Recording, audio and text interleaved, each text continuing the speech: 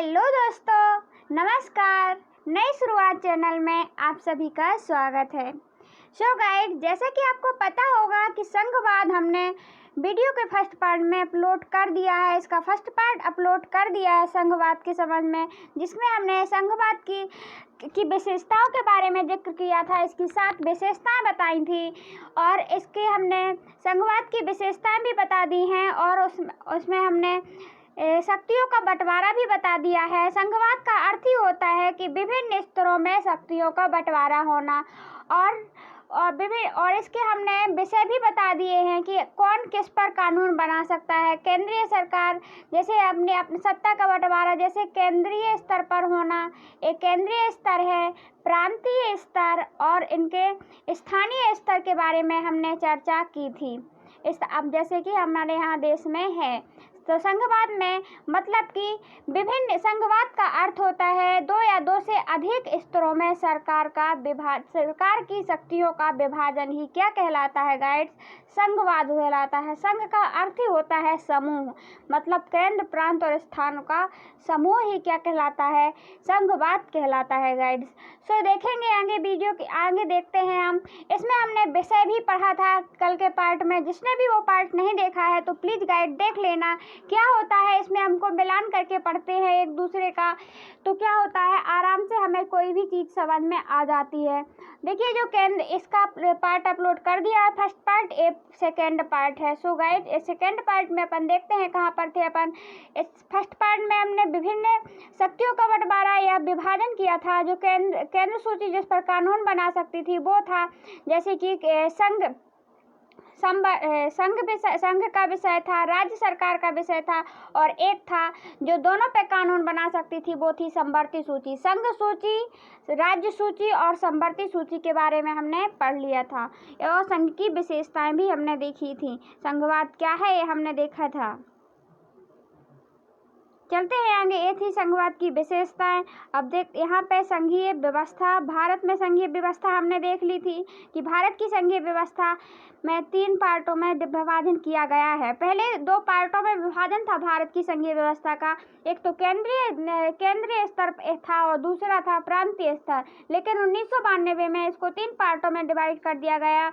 अब भारत में स्थानीय शासन भी होता है, मतलब स्थान के रूप में भी अलग शासन व्यवस्था चलाई जाती है। गाइस देखते हैं अपन यहाँ से संघीय व्यवस्था कैसे चलती है, अपन इसके बारे में अपन को चर्चा करनी थी। सो गाइस देखिए यहाँ पे क्या लिखा हुआ है। संघीय व्यवस्था के कामकाज के लिए संवैधानिक प्रावधान की जरूरी है पर इतना पर्याप्त नहीं है। अगर भारत में संघीय व्यवस्था शासन व्यवस्था कारगर हुई तो इसका कारण सिर्फ संवैधानिक प्रावधानों भर का नहीं होता। भारत में नहीं है। भारत में संघीय व्यवस्था की सफलता का मुख्य श्रेय यहाँ की लोकतांत्रिक राजनीतिक चरित्र को देना होगा। इसी से संघवाद की भावना विविधता का आदर और संघ साथ में मिलकर के होने की इच्छा का हमारे देश में साझा आदर्श के रूप में स्थापित होना सुनिश्चित हुआ। आइए कुछ बातों में गौर करें और जिनसे पता चलता है कि यह काम किस तरह से हो पाया। देखिए जो भारत की संघीय व्यवस्था है हम देखते हैं तो ये ओनली संविधान में लिख देने वैसे नहीं हुआ कि अपन ने संविधान में लिख दिया कि ऐसा ऐसा होना चाहिए तो उसके कारण अपना भारत का संविधान क्या हुआ, सफल रहा लोकतंत्र।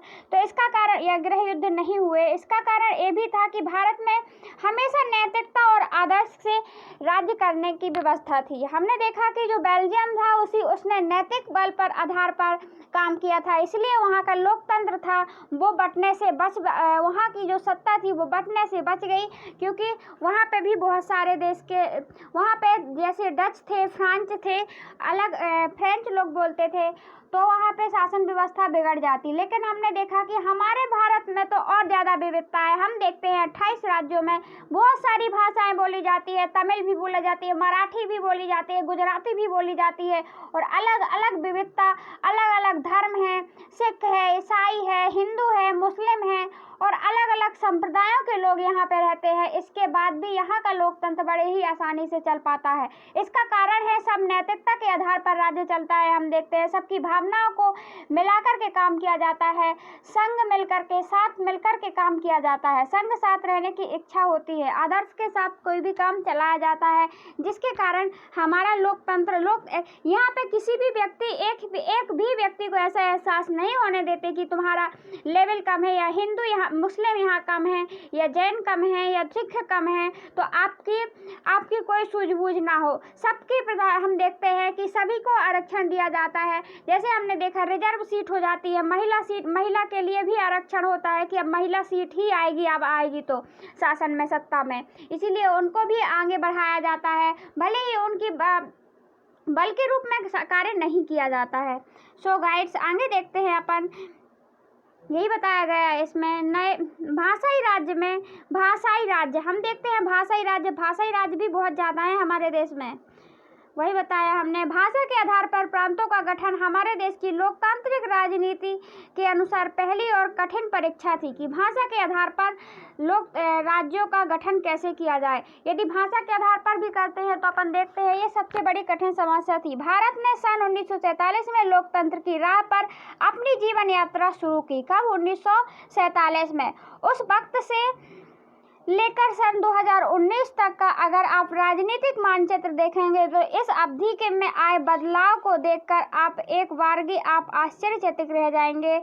और अनेक पुराने प्रांत गायब हो गए हैं, कई नए प्रांत बनाए गए हैं, कई प्रांतों की सीमाएं, क्षेत्र, नाम बदल दिए गए हैं। यदि हम 1947 से 2019 तक देखते हैं, 2020 तक देखते हैं, तो हम पाते हैं कि हमारे देश का पहले जैसा बहुत से राज्य बनाए गए हैं, और बहुत से राज्यों के साथ साथ हम देखते हैं कि प्रांतों का, नए राज्यों की सीमाओं का अलग अलग विभाजन हमको देखने को मिलता है, या उनके नाम बदल दिए गए हैं राज्यों के। नए राज्यों को बनाने के लिए 1950 के दशक में भारत में कई पुराने राज्यों को सीमाएं बदली गई हैं। जैसे हम देखते हैं कि मध्य प्रदेश से ही 2000 में कौन अलग हुआ था? छत्तीसगढ़ अलग हो गया, नया राज्य निकल के आ जाता है। ऐसा यह सुनिश्चित करने के लिए किया गया कि एक भाषा बोलने वाले लोगों एक राज्य में आ जाएं।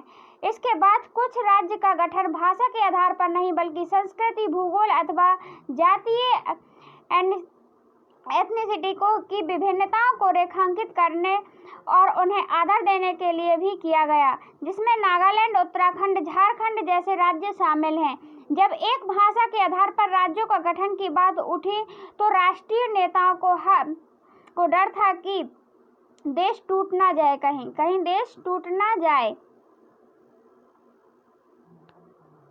देश टूट जाएगा। केंद्र सरकार ने इसी के चलते राज्यों का पुनर्गठन कुछ समय के लिए टाल दिया था।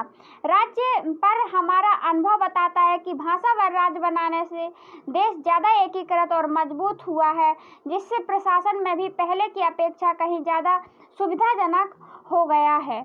क्या था जो गाइड्स, जब 1947 में हम देख रहे थे कि बहुत सी समितियां गठित की गई थी, बहुत सी समितियों ने, जैसे जवाहरलाल नेहरू बाल समिति, बीजेपी, बहुत सी समितियां एकत्रित हुई। उन्होंने कहा कि भाषा के आधार पर राज्यों को नहीं बनाया जाएगा। किसके आधार पर बनाया जाएगा?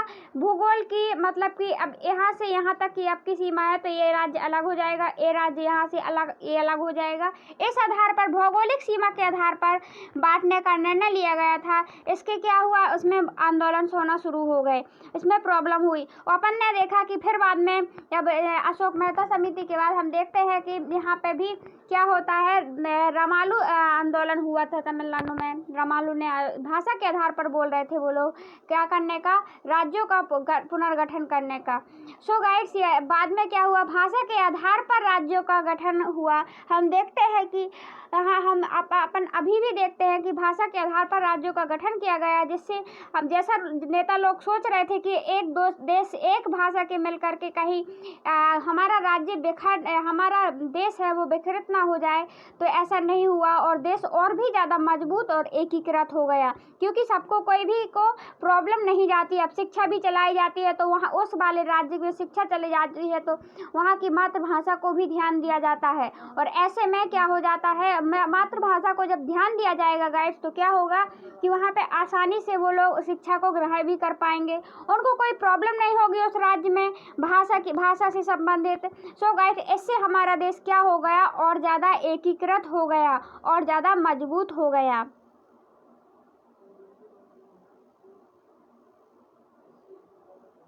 देखिए गाइस, ये है अपने भारत की राजनीतिक देखिए ये है एक और है जम्मू कश्मीर है, ये पंजाब है, ये हिमाचल प्रदेश है, ये क्या है सॉरी गाइस, ये पंजाब है, जम्मू कश्मीर है, ये उत्तराखंड है, ये नेपाल की सीमा लगी हुई है, उत्तर प्रदेश है, दिल्ली है, हरियाणा है, राजस्थान है, और ये क्या है, ये कौन सा कंट्री है गाइड्स, ये पटना है, जो पटना है बिहार से लगा हुआ है, झारखंड है, ये यहाँ भूटान से सीमा लगी हुई है, आप इस मैप को देख सकते हैं आसानी से। क्या आपके गांव या शहर की आज़ादी के बाद एक ही प्रांत के अंतर्गत रहा है? अगर नहीं तो इससे पहले के राज्य का नाम क्या था? तो अपना तो रहा है, अभी मध्य प्रदेश ही था, है ना। इससे अलग हुआ है क्या? छत्तीसगढ़ अलग हो गया है। 1947 के तीन राज्यों के ऐसे नाम को याद कर सकते हैं जो आज बदल गए हैं। हम देखते हैं 1947 से हमारे ही मध्य प्रदेश से एक छत्तीसगढ़ राज्य अलग हुआ, और हम देखते हैं बिहार से झारखंड नए राज्य बन गया, और 1947 के बाद बहुत से बदले हैं जिनको हम बता सकते हैं, जैसे कि आप हमारे यहाँ से ध्यान करिए, आप कौन से हैं, जैसे झारखंड हो गया, नया राज्य हो गया, और क्या हुआ और देखते हैं अपन तमिलनाडु से तेलंगाना अलग हो जा, हैदराबाद और तेलंगाना, आंध्र प्रदेश से आंध्र प्रदेश से कौन अलग हो गया? तेलंगाना अलग हो गया। ये 3 राज्य हो गए। ऐसे 3 राज्य की पहचान की जिन्हें बड़े बड़े राज्यों को काट कर बनाया गया है, तो यही तो है बड़े राज्य। भाषा की नीति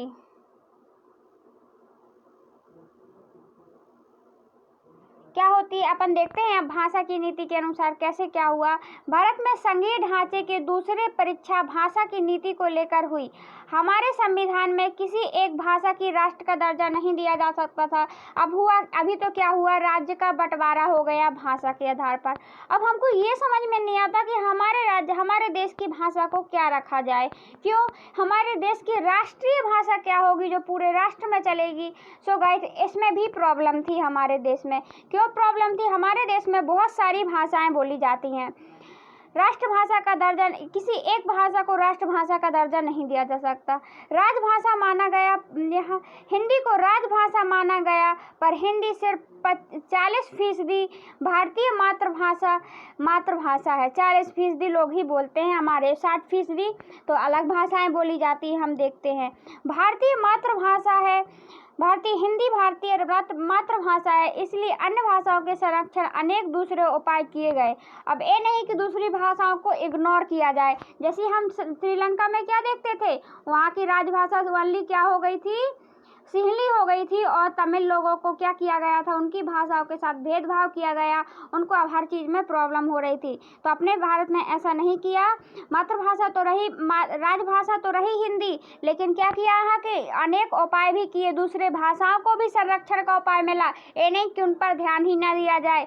हिंदी के अलावा 21 भाषाओं को अनुसूचित भाषा का दर्जा दिया गया कि ये भी अनुसूचित भाषा में रहेंगी।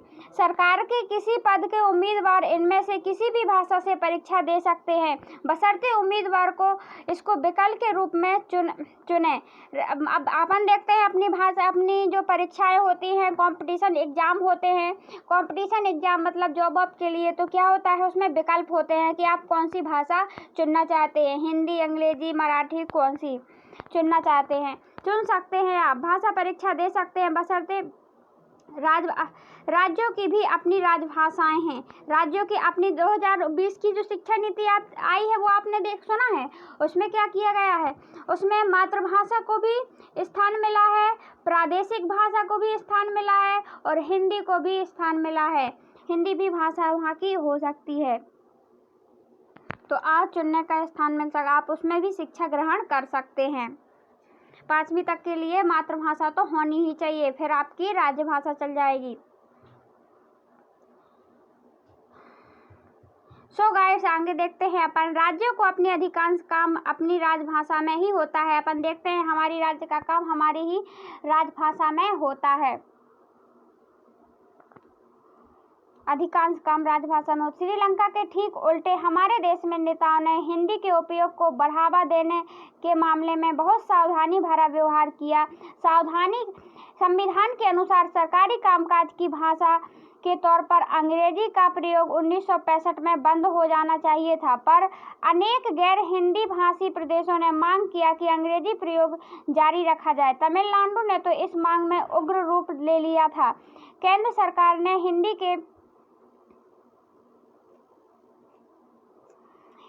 के साथ साथ अंग्रेजी को राजकीय कामों में भी प्रयोग की अनुमति देकर इस विवाद को सुलझाया। अनेक लोगों का मानना था कि इस समाधान से अंग्रेजी भाषा अभिजन को लाभ पहुंचेगा। राजभाषा के रूप में हिंदी को बढ़ावा देने की भारत सरकार की नीति बनी हुई है, पर बढ़ावा देने का मतलब वह नहीं कि केंद्र सरकार उन राज्यों को भी हिंदी को थोप सकती है जहां लोग कोई भाषा बोलते, कोई और भाषा बोलते हैं। भारतीय नेताओं ने इस मामले में जो लचीलापन रुख अपनाया, इसी से हम श्रीलंका जैसी परिस्थिति में पहुंचने से बच गए। गाइड्स, क्या हुआ इसमें बताया गया है कि देखिए, जो अपनी राजभाषा हिंदी है, क्या है, अपनी राजभाषा हिंदी है, लेकिन 1965 जो पहले अंग्रेजी बोली जाती थी, अंग्रेजी भी थी, अंग्रेजी से सारा कार्य होता था। तो गाइड्स, क्या किया गया कि भारतीय सरकार ने 1965 में क्या निर्णय लिया था कि 1965 तक अंग्रेजी बंद हो जाएगी। लेकिन अंग्रेजी बंद तो हो जाएगी, लेकिन जो अंग्रेजी बोलने वाले राज्य हैं, जैसे नागालैंड में अंग्रेजी बोली जाती है गाइड्स, तो नागालैंड है या और भी राज्य हैं जिसमें अंग्रेजी बोली जाती है, तो उन्होंने और तमिलनाडु वगैरह ने घोर विरोध किया। इसके विरोध के चलते उन्होंने क्या किया कि 1965 में अंग्रेजी भाषा को भी आपने देखते हैं जो परीक्षाएं होती हैं उनको भी महत्वता मिली और हिंदी भाषा को भी मिली, और कोई राज्य और हिंदी भाषा उन राज्यों में नहीं थोपी जाती है जो राज्य हिंदी नहीं बोलते, या वहाँ की राजकीय भाषा, मतलब वहाँ के राज्य की प्रांत की भाषा यदि हिंदी नहीं है तो नहीं थोपी जाती। यदि ऐसा रुख यदि हमारे नेता नहीं अपनाते तो गाइड्स वही स्थिति बनती जो श्रीलंका की बनी। श्रीलंका में क्या हुआ था, श्रीलंका में दूसरी भाषा को थोप देने के कारण गृह युद्ध छिड़ गया था।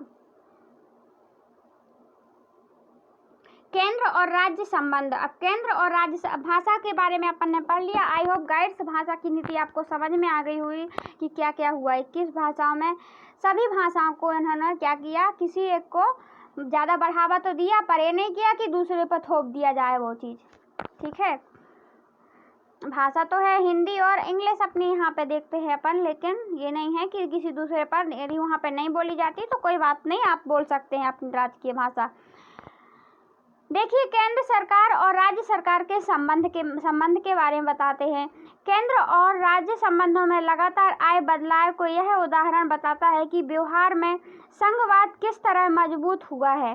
सत्ता की साझेदारी की संवैधानिक व्यवस्था वास्तविक रूप से कैसा रूप लेगी, यह ज़्यादातर इस बात पर निर्भर करता है कि शासक दल और नेता किस तरह की व्यवस्था को अनुसरण करते हैं।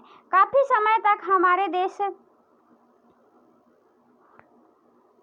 हमारे यहाँ एक ही पार्टी का केंद्र और अधिकांश राज्यों में शासन रहा है। इसका व्यवहारिक मतलब यह हुआ कि राज्य सरकारों ने स्वायत्तता संघीय इकाई के रूप में अपने अधिकारों का प्रयोग नहीं किया है। जब केंद्र और राज्य में अलग अलग दलों की सरकारें रही रहे तो केंद्र सरकार ने राज्यों के अधिकारों की अनदेखी करने की कोशिश की। उन दिनों केंद्र सरकार अक्सर संवैधानिक प्रावधानों का दुरुपयोग करके विपक्षी दल की राज्य सरकारों को भंग कर देती है। यह संघवाद की भावना प्रतिकूल काम करती है। संघवाद की भावना क्या होता है? यदि केंद्र सरकार और राज्य सरकार में अलग अलग सरकारें आ जाती हैं, जैसे यहाँ पर केंद्र सरकार में बीजेपी है और राज्य सरकार में यदि कांग्रेस आ जाती है, जैसा कि अपने यहाँ कमलनाथ की सरकार में है, तो कभी कभी क्या हो जाता है, और केंद्र सरकार जो होती है, केंद्र सरकार के मान्य होते हैं, तो उनका क्या कर देती है, दुरुपयोग कर लेती है, प्रावधानों को, संवैधानिक प्रावधानों को भंग कर देती है, दुरुपयोग कर देती है। यह संघवाद की भावना के प्रतिकूल है, जिसमें कि ऐसा नहीं करना चाहिए। ये संघवाद भावना नहीं होती है। ये संघवाद की भावना ये थोड़ी ना होती है कि आप अलग से अपने विपक्षी दल को वो अलग ही कर दें, आप उनके साथ में गलत व्यवहार करें। 1990 के बाद में यह स्थिति काफ़ी बदल गई। अब इसमें भी बदलाव हुआ है। इस अवधि में देश में अनेक राज्यों में क्षेत्रीय दलों का उदय हुआ। यही से दौर केंद्र में गठबंधन सरकार की शुरुआत का भी हो चुका था।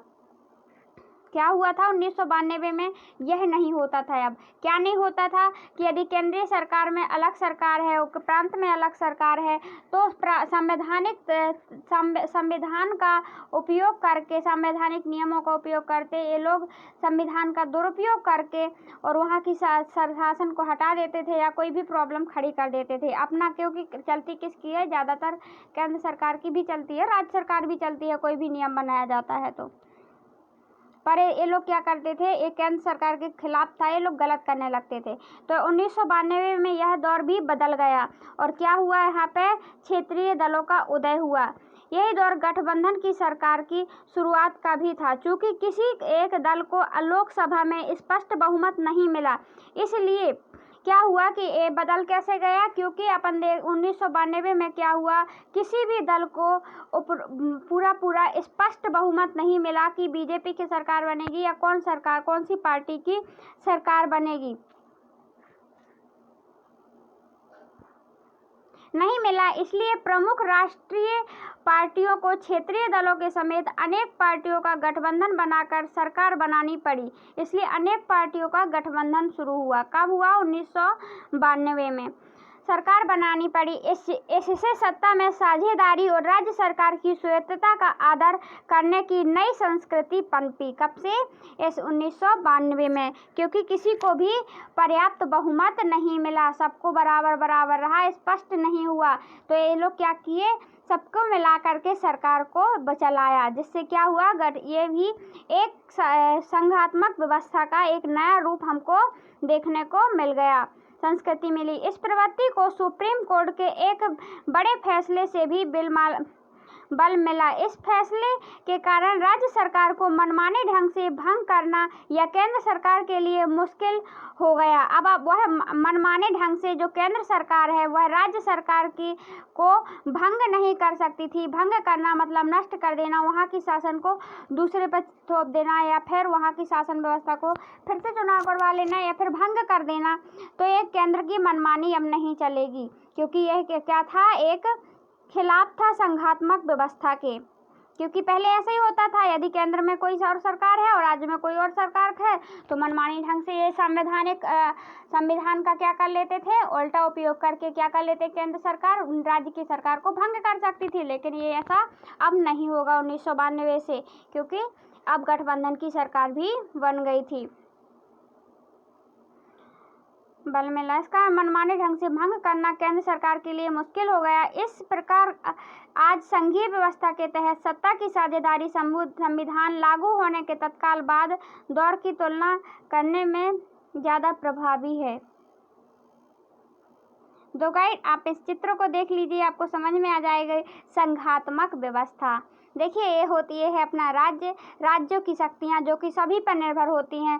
प्रांत हो चाहे केंद्र हो चाहे स्थानीय शासन हो, सबको शक्तियाँ मिली हुई हैं। जैसे केंद्र यदि केंद्र सूची पर विषय बना सकता है तो राज्य अपनी राज्य सूची पर भी विषय राज्य सूची का विषय अलग होता है, राज्यों पर कानून बना सकता, चलाता है। तो सबकी शक्तियों का बंटवारा होता है। गाइड्स, आई होप आपको इस चित्र से कुछ समझ में आ रहा हो। और ए होती है गठबंधन सरकार की खुशी, गठबंधन सरकार। ए होती है गठबंधन सरकार। जैसे देखते हैं अपन इसमें सबकी सरकार होना। देखिए ये फूल है, इसका ए अलग है, ए अलग है, ए साइकिल का निशान है, ये पेड़ का लाभ है, मतलब सबको इकट्ठा मिलकर के राजा बनाना।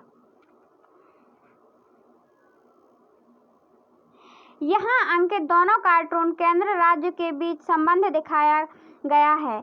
क्या राज्य केंद्र को से गुहार लगानी चाहिए कि हमें कुछ शक्तियां दे दो? किसी गठबंधन सरकार का नेता सरकार में शामिल बाकी दलों को कैसे संतुष्ट रख सकता है?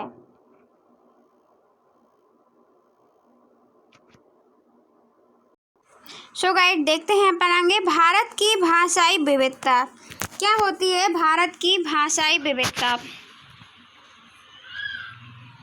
क्या है? अपन देखते हैं भाषाई विविधता मतलब कि बहुत से राज्यों में अलग अलग भाषाएं बोली जाती हैं। हम देखते हैं कि भारत में कुल मिलाकर 28 राज्य हैं, 7 केंद्र शासित प्रदेश है, अब तो 8 हो गए हैं क्योंकि अपन देखते हैं अलग कर दिया गया है ना, अभी 2020 में हुए हैं।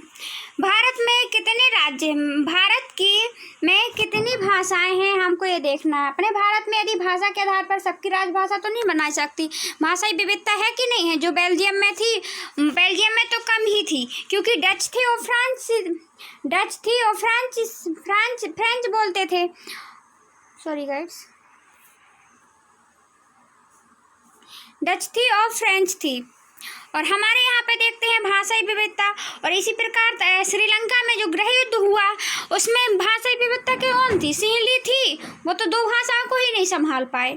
सिंहली थी और उन्होंने, और कौन थी? तमिल थी, उन्होंने सिंहली को मैन बना दिया तो तमिल वालों ने विरोध करना शुरू कर दिया।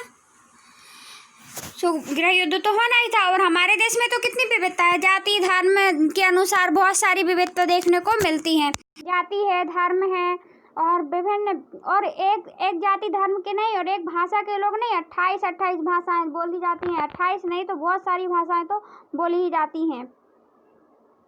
देखिए भारत भाषाओं में गिनती किस तरह करते हैं, इस बारे में अधिकतर नवीनतम सूचना 2011 की गणना के आंकड़ों से हासिल होती है।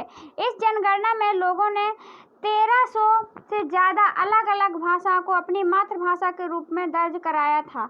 जो 2011 में जो जनगणना हुई थी उसमें क्या किया था, 1300 से ज़्यादा अलग अलग भाषाओं को मातृभाषा के रूप में दर्ज कराया था कि हमारी भाषा को राजभाषा बनाई जाए। 1300 गाइड, सोचिए वहाँ पे 3-4 भाषाओं के कारण गृह युद्ध छिड़ गया था।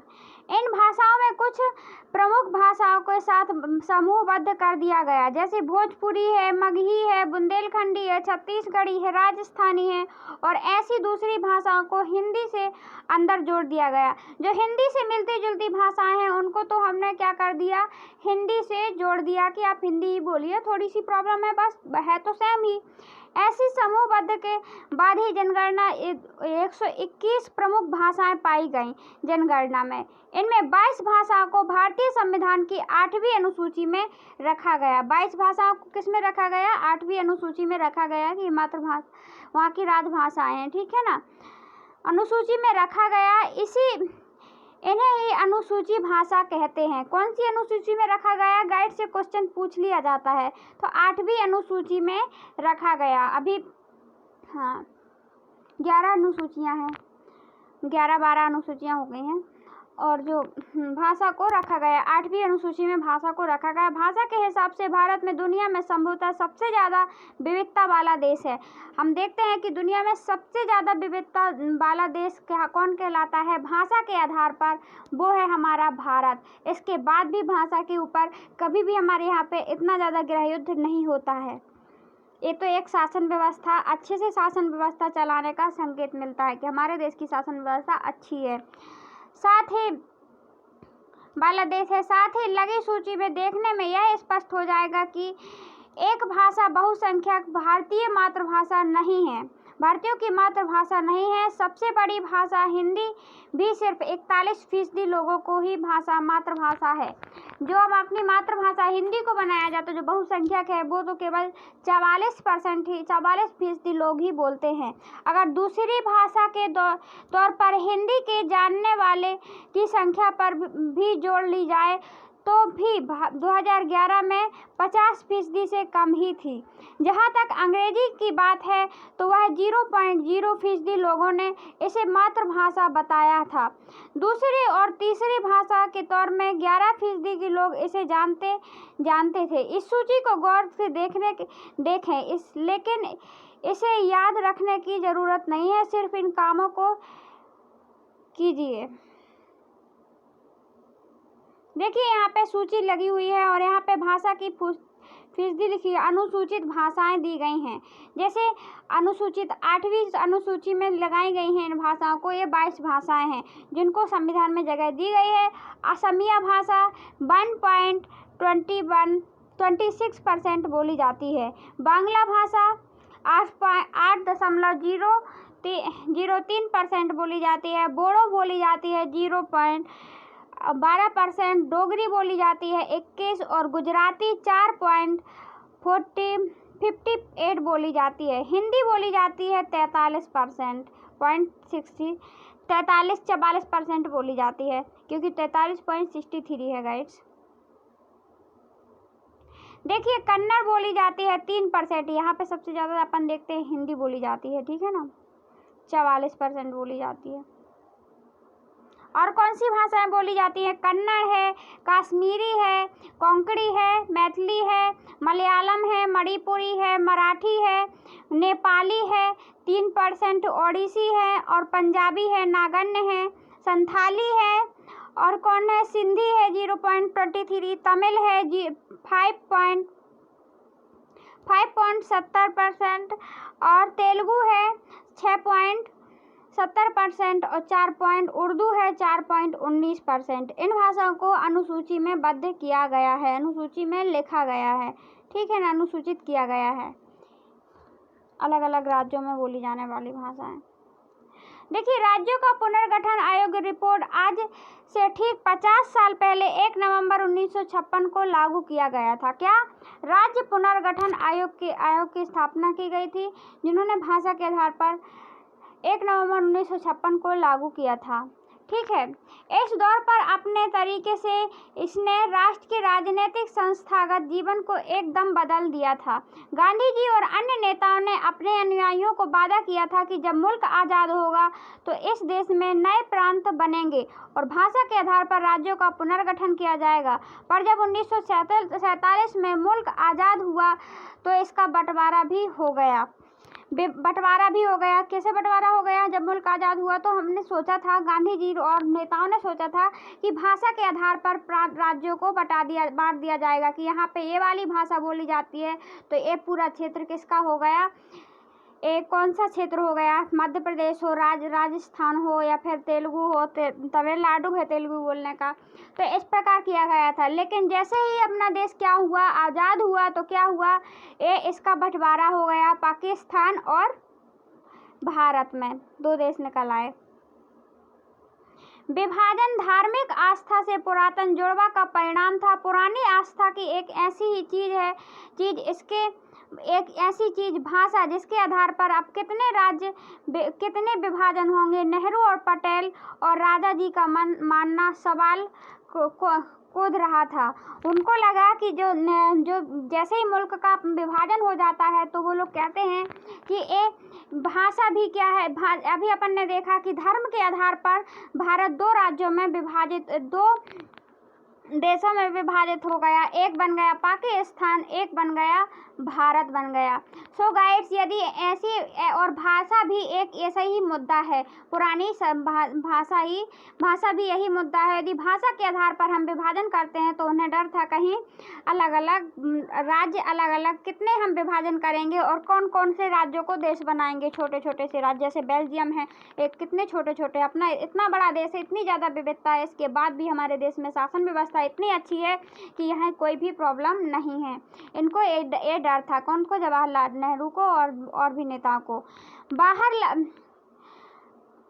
बहरहाल भारत की एकता को कमजोर करने की जगह भाषा के आधार पर गठित राज्यों में इसकी एकता मजबूत करने की मदद की गई है।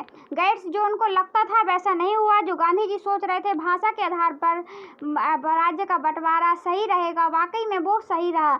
जो उनको लग रहा था कि नहीं, यदि भाषा के आधार पर बांटेंगे तो देशों का विभाजन हो सकता है, गाइड्स, ऐसा नहीं हुआ और इससे और एकता को हमारी मजबूती मिली हमारे देश की।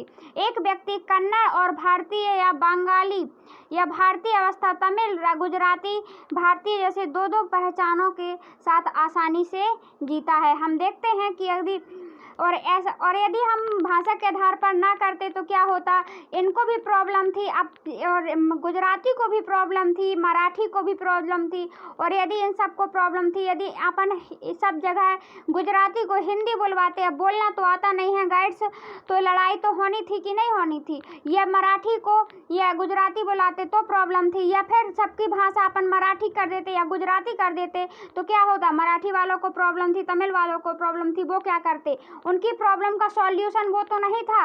ये यदि अपन उनकी भाषा को साथ में नहीं, उनकी भाषा नहीं बोलने देते हैं, या फिर सरकारी कामकाज या उनकी भाषा में यदि अपन शिक्षा नहीं देंगे तो उनको समझ में ही नहीं आएगी कि अपन ने क्या बोला या क्या शिक्षा दी। क्या पढ़ाया जा सकता है दूसरी भाषा में, क्या समझा जा सकता है, अपन समझ पाते हैं, नहीं समझ पाते हैं गाइड्स। तो उनकी प्रॉब्लम तो यही होती ना, और प्रॉब्लम जहाँ होती है वहाँ लड़ाई और झगड़ा तो बनता ही है।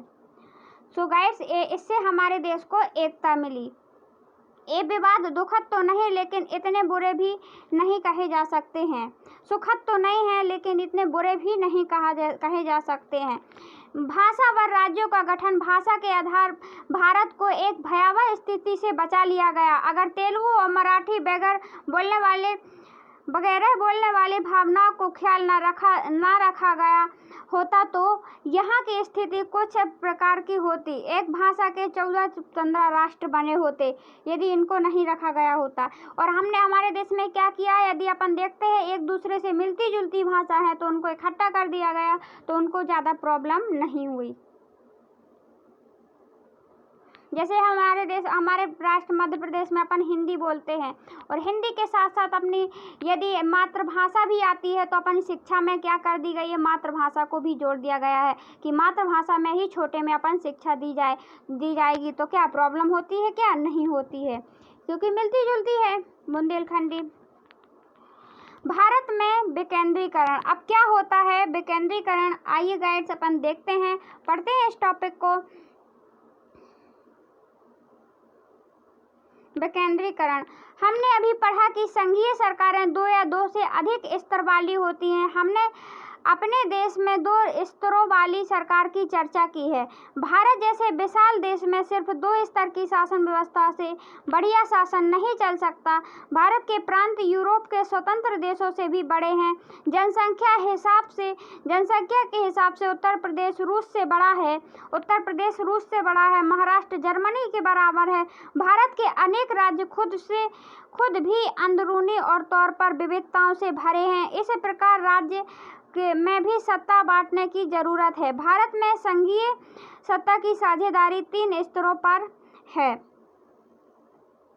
गाइड्स, यहाँ क्या बताया गया है, देखिए आप, यहाँ बताया गया है कि हमारा जो भारत इतना बड़ा है, यहाँ पे जितने अपने यहाँ छोटे 28 राज्य बने हुए हैं, इतने तो एक देश है। जैसे बेल्जियम में हमने देखा था, या फिर रूस जो हमारा है, वो हमारे उत्तर प्रदेश, रूस जो इतना बड़ा देश बोला जाता है जनसंख्या की दृष्टि से, वो हमारे उत्तर प्रदेश से छोटा है। उत्तर प्रदेश बराबर हो। जो जर्मनी को हम देखते हैं वो लगभग महाराष्ट्र के बराबर है, एक राज्य के बराबर है। और फिर इतने बड़े देश में इतनी बड़ी जनसंख्या होने के साथ साथ जनसंख्या में दूसरा नंबर लगने वाली आबादी में उस देश में इतनी सारी विविधता होते हुए भी हमारे देश में क्या है, कोई प्रॉब्लम नहीं है। सत्ता की साझेदारी के अनुसार सत्ता को 2 स्तरों पर चलाना थोड़ी मुश्किल हो रहा था, इसलिए भारत की संघीय व्यवस्था 3 स्तरों पर लाई गई। मतलब एक है, यहाँ पे अपन देखते हैं भारत में केंद्रीय व्यवस्था होती है, दूसरी होती है कौन सी व्यवस्था होती है, प्रांतीय व्यवस्था, और तीसरी होती है स्थानीय व्यवस्था, स्थानीय शासन कहा जाता है। जब केंद्र और राज्य सरकार की से शक्तियां लेकर स्थानीय सत्ता का विकेंद्रीकरण कहते हैं। जब केंद्र और राज्य सरकार से शक्तियां लेकर स्थानीय सरकार को दी जाती हैं तो ऐसे सत्ता का विकेंद्रीकरण कहते हैं। अब गाइड्स, विकेंद्रीकरण कैसे कहते हैं? जब केंद्र सरकार से और राज्य सरकार से शक्तियां लेकर के स्थानीय शासन को सत्ता दी जाती है तो उसे कहा जाता है सत्ता का विकेंद्रीकरण। इसे ही सत्ता का विकेंद्रीकरण कहा जाता है।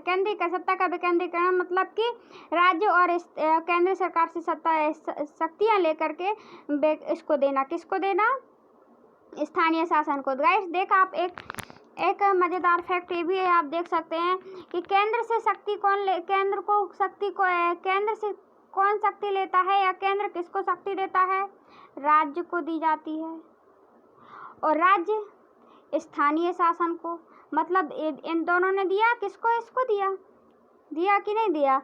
तो इन दोनों ने सत्ता, इसी को कहते हैं सत्ता का विकेंद्रीकरण, एक दूसरे का बांट देना। विकेंद्रीकरण मतलब कि बांट देना। जैसे हमारे यहाँ 3-4 बच्चे होते हैं तो आगे पिता होता है तो पिता देता है अपने पुत्र को अपनी जगह जमीन देता है, पैसे देता है, और जो इसके बेटे होते हैं तो ये अपने बेटे को देता है और ये नातियों पास पहुंच जाती है, मतलब फिर इसके बेटे होते हैं तो इसको देते हैं, तो बांटते रहते हैं। यही होता है विकेंद्रीकरण या बांटना।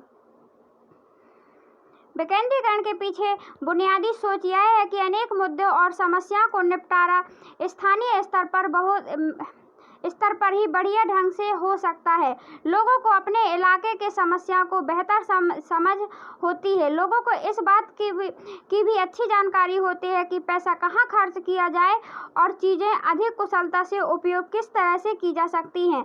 इसके अलावा स्थानीय स्तर पर लोगों को फैसलों में सीधे भागीदारी बनाना भी संभव हो जाता है। इससे लोकतांत्रिक भागीदारी की आदत पड़ती है। स्थानीय सरकारों की स्थापना स्वशासन के लोकतांत्रिक सिद्धांत को वास्तविक बनाने का सबसे अच्छा तरीका है। विकेंद्रीकरण की जरूरत हमारे संविधान में भी स्वीकार की गई है। इसके बाद भी गांव और शहर के स्तर का सत्ता का विकेंद्रीकरण की कोशिशें हुई है। सभी राज्यों में गांव के स्तर पर ग्राम पंचायतें, शहर में नगर पालिकाओं की स्थापना की गई थी, पर इसे राज्य सरकारों को सीधे नियंत्रण में रखा गया था।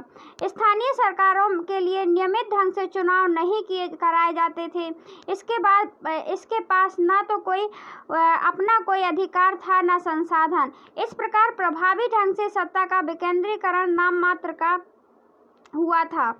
वास्तविक विकेंद्रीकरण की दिशा में एक बड़ा कदम 1992 में उठाया गया। संविधान में संशोधन करके लोकतांत्रिक शासन व्यवस्था के तीसरे स्तर को ज़्यादा शक्तिशाली और प्रभावी बनाया गया। तीसरे स्तर मतलब कि स्थानीय शासन व्यवस्था को। गाइड्स, इसमें क्या लिखा हुआ है आप जान सकते हैं।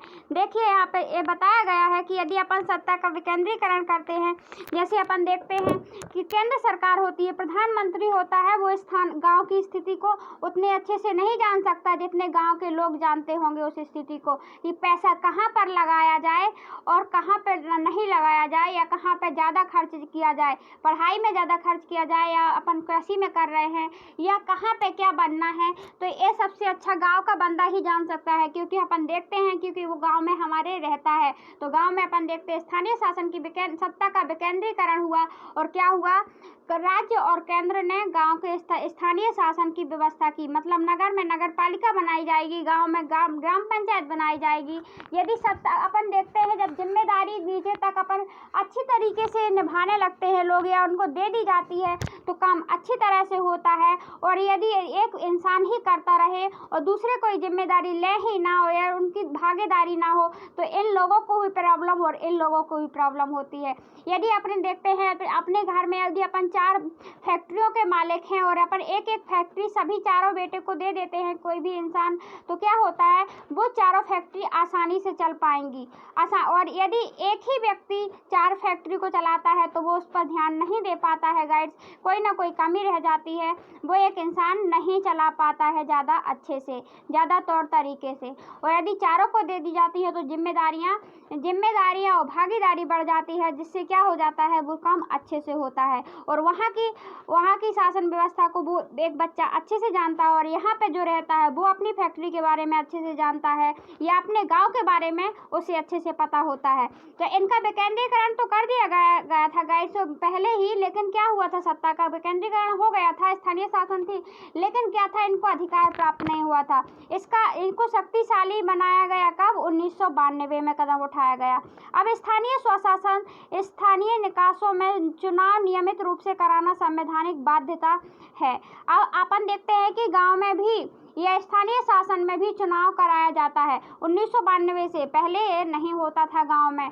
और यहाँ पे जब लोकतांत्रिक व्यवस्था है और यहीं पे लोगों को यदि भागीदारी नहीं दी जाएगी तो प्रॉब्लम तो होगी। प्रॉब्लम नहीं होगी तो क्या होगा कि यदि राज्य का प्रधानमंत्री, तो पता है अपन कोई भी एक क्षेत्र का बन सकता है प्रांत में, लेकिन हम देखते हैं गांव में बहुत सारे प्रांत में गांव होते हैं और गांव का मुखिया जो बहुत सारे होते हैं, तो गांव के हर कोई अपने अपने गांव की जानता है, दूसरे गांव की उतनी अच्छे से नहीं जानता है। तो जो गांव का मुखिया होगा उसे अपनी समस्या पता होगी और वो अपनी समस्या को अपने तरीके से सॉल्व करेगा, जिससे समस्या आराम से उसको कहाँ पैसे लगाना है कहाँ नहीं लगाना है उसको पता होगा। यदि गांव का मुखिया को या अलग अलग जगह को, जैसे हमें अपने घर की प्रॉब्लम पता है, दूसरे के घर की पता हो या ना हो, तो वहाँ पे भी अब बाध्य कर दिया गया कि वहाँ पे भी क्या होगी, निर्वाचन प्रक्रिया स्टार्ट हो गई। अपन देखते हैं सरपंच को निर्वाचन करके बनाया जाता है। अब दूसरे देखते हैं निर्वाचित निकायों में सदस्यों का पदाधिकारी पदों को अनुसूचित जातियों, पिछड़ा वर्ग, अनुसूचित जनजातियों को सीटें आरक्षित कर दी गई। अब निर्वाचित किस प्रकार होगा गाइड्स, अपन देखते हैं कि ये नहीं है कि आप ओबीसी के ही लोग हमेशा हम इनका वर्चस्व ज़्यादा है, इनकी संख्या ज़्यादा है तो यहाँ पे यही शासन चलाएंगे, मतलब ये लोग अपने अपने को वोट दे देंगे, ओबीसी वाले तो ये लोग जीत जाएगा और दूसरा ना जीत पाए, तो ऐसा भी नहीं होता है। अब अपन देखते हैं कि सीटें आती हैं, यदि ओबीसी की सीट आई है तो ओबीसी वाले खड़े होंगे। अब इनका देखा जाएगा कि कौन अच्छे से भागीदारी से शासन चलाएगा, तो उसको बना दिया जाता है। अब देखते हैं अनुसूचित जाति की सीट आ जाती है तो अनुसूचित जाति की सीट आ जाती है तो हम देखते हैं आदिवासी लोग भी बन जाते हैं, प्रधान अपने वहाँ के वो सरपंच बन जाते हैं। और यहाँ पे वो नहीं रहता है कि नहीं ओबीसी वाला बने या फिर सबको मौका मिलता है एक प्रकार से, ये नहीं रहता है कि नहीं अब यहाँ पे ओबीसी ज़्यादा है तो ओबीसी बनेगी, हर जन तो बन ही नहीं पाएंगे क्योंकि ये सामुदायिक जातिगत मुद्दा आ जाए, ऐसा नहीं होता है, सबको आरक्षण दिया जाता है। कम से कम 1/3 पद पर महिलाओं के लिए आरक्षण दिया जाता है। हम देखते हैं कि महिलाओं के लिए भी यहाँ पे आरक्षण की व्यवस्था है। पहले महिलाओं को कभी सरपंच नहीं बनाया जाता था, लेकिन अब देखते हैं आरक्षण की व्यवस्था में महिलाएं भी कम वोटिंग में भी, या फिर महिलाओं की सीट आ जाती है तो कोई पुरुष नहीं बनेगा, उस साल महिला ही बनेगी। अब महिला तो कोई ना कोई होगी, महिला जब महिला खड़ी होंगी तो क्या होगा, वहाँ पे हम देखते हैं महिला सीट में महिला ही बनेगी और फिर वो कोई भी महिला हो, अब जो कैपेबल होगी उसको बना दिया जाएगा। हर राज्य में पंचायत और नगर पालिकाओं का चुनाव कराने के लिए चुनाव आयोग नामक स्वतंत्र संस्था का गठन किया गया है। सरकार अब स्वतंत्र नगर पालिका चुनाव कराने के लिए चुनाव आयोग की स्वतंत्र संस्था का गठन किया गया है, जिससे वो आसानी से चुनाव करवा सके। राज्य राज्य सरकार को अपने राजस्व और अधिकारों का कुछ हिस्सा इन स्थानीय स्वशासी निकायों को देना पड़ता है और सत्ता में भागीदारी की प्रकृति हर राज्य में अलग अलग होती है। अलग अलग राज्य में अलग अलग प्रकार से सत्ता की भागीदारी होती है कि किसकी वोट आती है, किसकी सीट आती है, नहीं आती है। गांव के स्तर पर मौजूद स्थानीय शासन की व्यवस्था पंचायती राज के नाम से भी जाना जाता है। जो गांव में स्तर में पंचायत करवाई जाती है या अपन देखते हैं ग्राम पंचायत होती है, उसको पंचायती राज के नाम से भी जानते हैं स्थानीय शासन व्यवस्था को।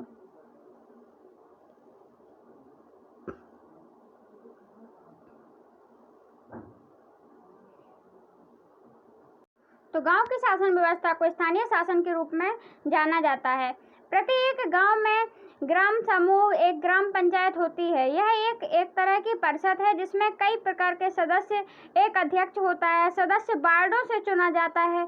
इन्हें सामान्यतः पंच कहा जाता है। हम देखते हैं कि गांव की जो स्थानीय व्यवस्था होती है उनमें क्या होता है, सामान्यतः वहाँ पे भी जो स्थानीय व्यवस्था होती है वहाँ समूह या अध्यक्ष को चुना जाता है। अध्यक्ष सरपंच होता है और सरपंच के बाद क्या होते हैं, जो वार्ड होते हैं गाँव में भी अलग अलग वार्ड होते हैं।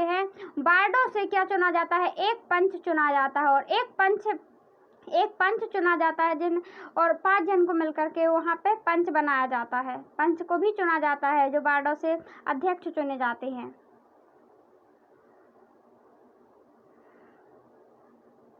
इनका चुनाव गांव में अथवा वार्डों में रहने वाले सभी वयस्क लोग मतदान के जरिए से करते हैं। पंचों का चुनाव कैसे किया जाता है, वार्डों के अध्यक्ष चुना जाता है। एक वार्ड निश्चित संख्या होती है, उस पर मोहल्ले के अनुसार वार्ड बनाए जाते हैं और उनको चुना जाता है। पंचायतों का काम ग्राम सभा की देख रेख में चलता है। गांव के सभी मतदाता इसके सदस्य होते हैं। ग्राम पंचायत का बजट पास करने के और उसके कामकाज की समीक्षा के लिए साल में कम से कम 2 या 3 बार बैठक करनी होती है। स्थानीय शासन का ढांचा जिला स्तर तक का है। कई ग्राम स्थानीय शासन का ढांचा जो स्थानीय शासन होती है वो जिला स्तर तक होती है और राज्य की शासन देखते हैं पूरे राज्य की होती है। ग्राम पंचायतों को मिलाकर पंचायत समिति का गठन किया जाता है। अब ग्राम पंचायत होती है जो अपने गांव में होती है और ग्राम पंचायतों को मिलाकर के क्या कहा जाता है, पंचायत समिति का गठन किया जाता है। मंडल या प्रखंड पंचायतीय स्तरीय पंचायत भी कहा जाता है। मंडल या प्रखंड को स्तरीय पंचायत भी कह सकते हैं। इसके सदस्यों का चुनाव इसका स्तर का चुनाव जो मंडल होते हैं या सदस्य होते हैं उसके स्तर का चुनाव इलाके के सभी पंचायत सदस्य करते हैं। अब जो मंडल आयोग के अध्यक्ष होते हैं उनका चुनाव कौन करता है गाइस, उनका जो सभी पंचायत होती है कि नहीं होती है, जो अगल बगल की पंचायत होती है उनके स्तर का होता है। किसी जिले और पंचायत का चुनाव गाँव के लोगों के द्वारा किया जाता है गाइस। किसी जिले की सभी पंचायत समिति को मिलाकर जिला परिषद का गठन किया जाता है। जिला परिषद का गठन किया जाता है किसको, पंचायत समितियों को मिलाकर। आगे पर ग्राम पंचायत होते हैं, ग्राम पंचायत के ऊपर हम देखते हैं मंडल होते हैं, मंडल के ऊपर होते हैं पूरे जिले के परिषद। अब मंडल मतलब कि तहसील ब्लॉक वगैरह होते हैं। गठन होता है आगे जनता करती है किसका चुनाव, पंचायत वाली व्यवस्था समिति बनाती है और समिति से फिर कौन बनता है, वो बनते जिला परिषद बन जाते हैं।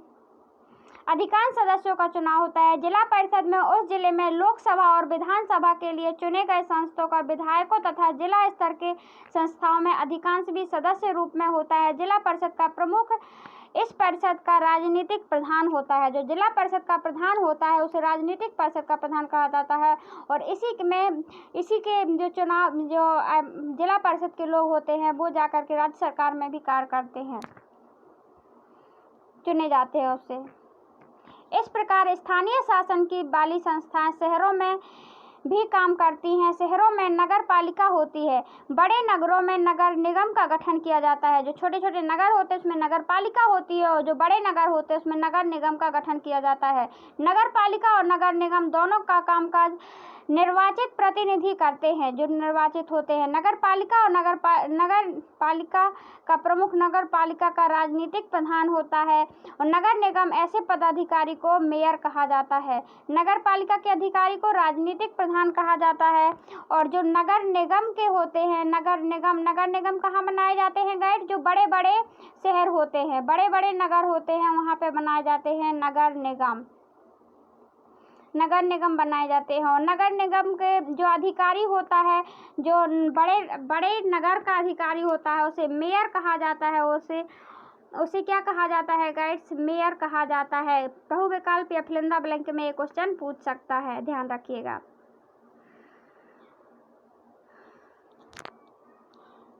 नगर में नगर पालिका होती है, नगर निगम करते कामकाज प्रतिनिधि प्रधान होता है, मेयर होता है। स्थानीय सरकारों की यह नई व्यवस्था दुनिया में लोकतंत्र अब तक का सबसे श्रेष्ठ लोकतंत्र माना जाता है गाइस।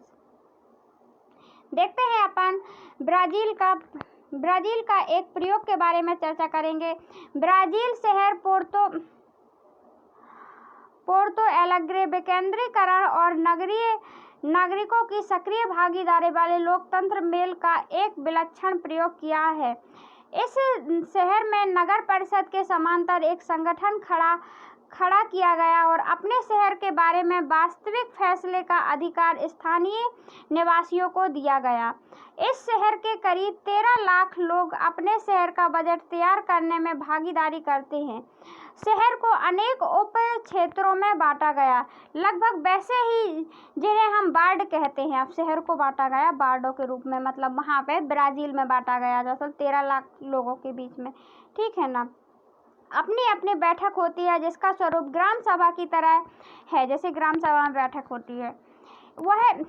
इसमें इलाके में सभी नागरिक भाग ले सकते हैं। फिर कुछ बैठक पूरे शहर को प्रभावित करने वाले मुद्दों को होती है। इसमें शहर का कोई भी नागरिक भाग ले सकता है। इसमें शहर की बजट पर चर्चा होती है। इसके बाद प्रस्तावों को नगर पालिका के सामने पेश किया जाता है और अंतिम फैसला लेती है। आगे छोटे छोटे वार्डों की तरह वहाँ पे क्या किया गया है?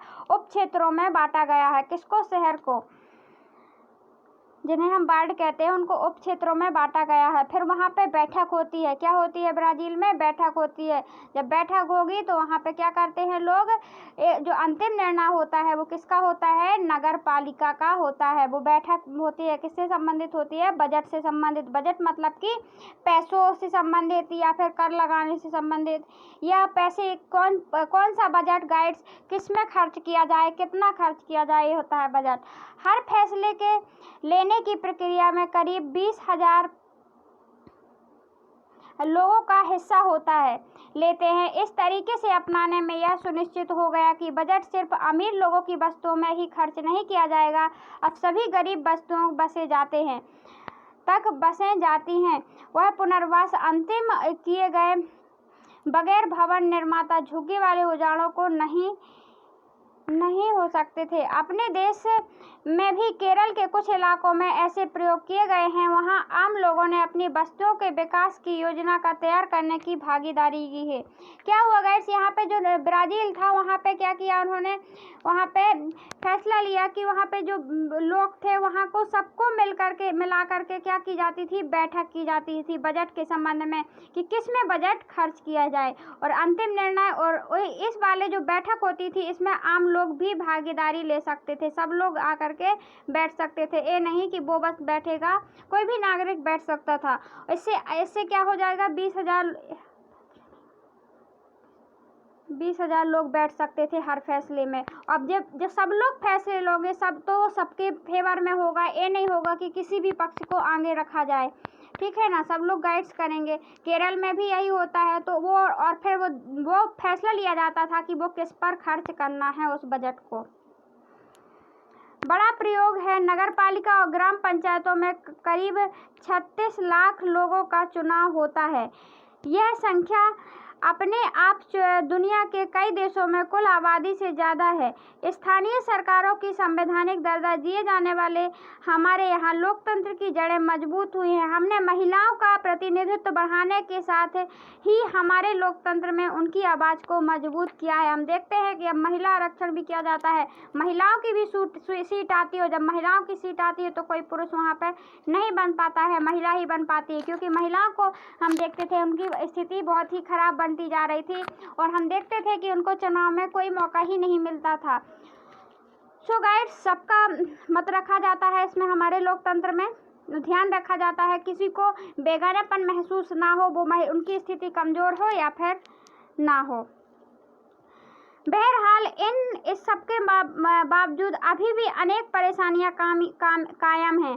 पंचायतों के चुनाव तो नियमित रूप से होते हैं और लोग बड़े उत्साह से इनमें हिस्सा भी लेते हैं, लेकिन ग्राम सभाओं की बैठकें नियमित रूप से नहीं होती है। अधिकांश राज्य सरकारों ने स्थानीय सरकारों को पर्याप्त अधिकार नहीं दिए हैं।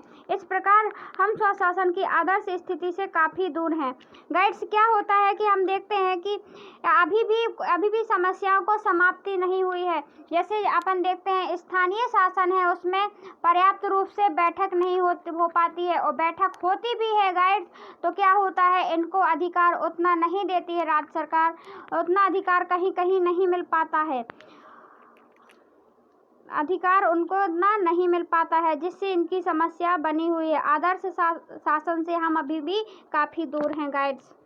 तो जैसे ही जागरूकता आती है, जैसे ही सबको अधिकार मिलता है, तो इससे क्या होता है कि सब लोग अपनी भागीदारी के साथ में अच्छे शासन की, आदर्श शासन की व्यवस्था की जा सकती है। सो गाइड्स, हमने इस लेसन में क्या देखा, संघवाद देखा। संघवाद किसे कहते हैं? संघवाद उसे कहते हैं जिन विभिन्न स्तरों में अपने राज्य का। सो गाइस, जैसे हमने देखा कि हमारे राज्य में क्या है, हमारे राज्य में क्या है, संघवाद क्या होता है? संघवाद होता है गाइड गवर्नमेंट, मतलब कि सेंट्रल गवर्नमेंट, मतलब कि संघीय व्यवस्था, विभिन्न स्तरों में शासन की शक्तियों का बंटवारा ही क्या कहलाता है, संघवाद कहलाता है। जैसे कि गवर्नमेंट स्तर पर, मतलब संघीय स्तर में, और संघीय स्तर के साथ में होता है, फिर आता है स्टेट गवर्नमेंट मतलब कि प्रांतीय स्तर पर शक्तियों का बंटवारा, और फिर देखा हमने 1992 में इसको प्रभावशाली बनाया गया लोकल सेल्फ गवर्नमेंट, मतलब कि स्थानीय शासन व्यवस्था। ये होती है गाइड संघीय शासन व्यवस्था। सो गाइड, देखिए आप, संघीय शासन व्यवस्था की जरूरत क्यों पड़ी हमारे देश में, तो आप जान सकते हैं हमारे देश में अलग अलग धर्म के लोग रहते हैं, अलग अलग स्थिति के, अलग अलग भाषा बोलने वाले लोग रहते हैं। कोई हिंदू होता है तो कोई मुस्लिम होता है, तो कोई सिख होता है, कोई ईसाई होता है। सो गाइस, इस कारण हमें संघवाद की ज़रूरत पड़ती है। एक इंसान या एक ही भाषा बोलने वाला राजा नहीं बन सकता है। यहाँ देखते हैं अपन, और अनेक भाषाएं भी बोली जाती हैं। जैसे कि हम देखते हैं हमारे देश में कितने 28 राज्य हैं, 7 केंद्र शासित प्रदेश हैं, 8 केंद्र शासित हो गए हैं गाइड्स। जम्मू कश्मीर को भी हमारे राज्य में वो हो गया है अब। तो जो दिल्ली है, या फिर अपन देखते हैं यहाँ पे इस फोटो में आपको संकेत मिल रहा है गाइड्स, जो दिल्ली है, ये दिल्ली है, और दिल्ली बस में या फिर दिल्ली बस में एक इंसान केंद्रीय लेवल पे शासन नहीं चला सकता इतने बड़े राज्य में। इसकी सबकी भागीदारी जरूरी होती है। तमिलनाडु के भी लोग आते हैं, विभिन्न राज्यों से लोग आते हैं, हम देखते हैं, और बैठकें होती हैं। इससे शासन व्यवस्था अच्छी होती है और सभी को मौका दिया जाता है। किसी को ये नहीं बोला जाता कि आपकी संख्या कम है या आप अल्पसंख्यक हैं, आपकी भाषा बोलने वाले कम हैं तो आपको नकार दिया जाएगा, या आपकी भाषा को, हमारी भाषा को ही आपको बोलना पड़ेगा। तो हमारे यहाँ भाषा के आधार पर विभिन्न राष्ट्रों का क्या हुआ, उदय हुआ। इसलिए हमको संघीय शासन व्यवस्था की ज़रूरत पड़ी।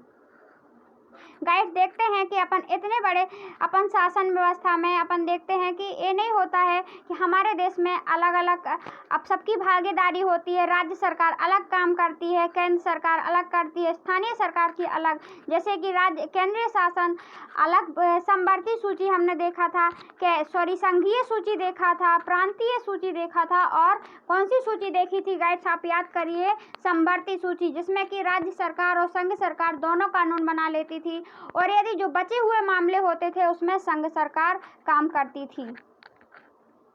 आई होप गाइड्स आपको समझ में आ रहा होगा। हम देखते हैं अब मैं संघ शासन की हमने देखा गाइड्स की संघात्मक शासन व्यवस्था हमारे देश में क्यों जरूरत पड़ी। तो आप देख सकते हैं जो श्रीलंका था, श्रीलंका में क्या किया था, उन्हें सिंहली को पूरा अधिकार दे दिया था। सिंहली भाषा के लोग सब इन पर अधिकार कर रहे थे।